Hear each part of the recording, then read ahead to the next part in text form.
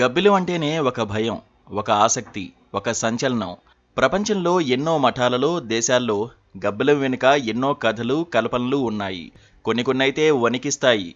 గబ్బిలాలకు సంబంధించిన ఆసక్తికర విషయాలు అనేకం ఉన్నాయి. బేసిక్గా అవి చీకట్లో ఎగురుతూ ఉంటాయి. దానికి గల కారణం మీకు తెలుసా?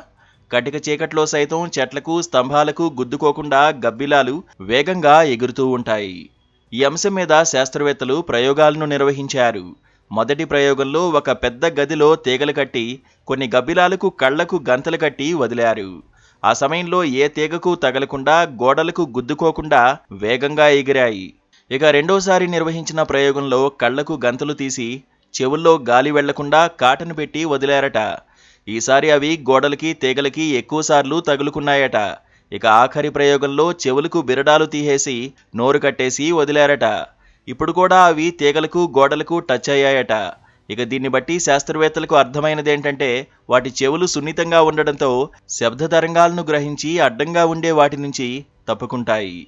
ఆ వస్తువు దూరం, పరిమాణం, కదులుతుందా, కదిలితే ఎంత స్పీడ్తో కదులుతుంది అనే అంశాలను అవి కరెక్ట్గా గ్రహిస్తాయి. ఆ శబ్ద తరంగాల ఆధారంగానే అవి తినగలిగే వస్తువా కాదా అనేది కూడా వాటికి తెలిసిపోతుందట.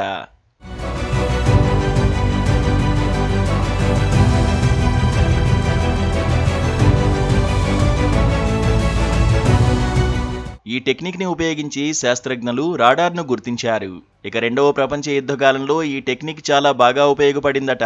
శబ్ద తరంగాలకు బదులు హై ఫ్రీక్వెన్సీ రేడియో తరంగాలను ఉపయోగించి శత్రు విమానాలను గుర్తించడానికి రాడార్ను వాడారట.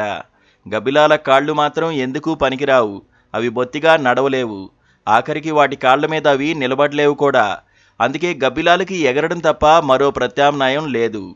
కాసేపు ఆగాలంటే వాటి రెక్కలకి ఉన్న గోళ్లతో ఏ చెట్టు కొమ్మనో, గోడ పగులనో పట్టుకుని తలకిందులుగా వేలాడడం తప్ప ఇంకో దారి లేదు. గబ్బిలానికి ఉండే రెక్కలకి, మిగిలిన పక్షులకు ఉండే రెక్కలకి చాలా తేడా ఉంటుంది.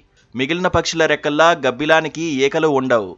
వీటి వేళ్ల మధ్యన గొడుగు బట్టలాగా సాగదీసిన చర్మంతో చేసిన రెక్కలు ఉంటాయి.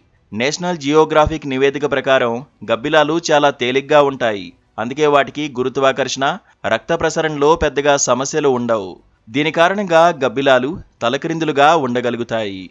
వాటి ప్రత్యేక పద్ధతిలో నిద్రించడం వల్ల అవి కూడా బాగా ఎగరగలుగుతాయి.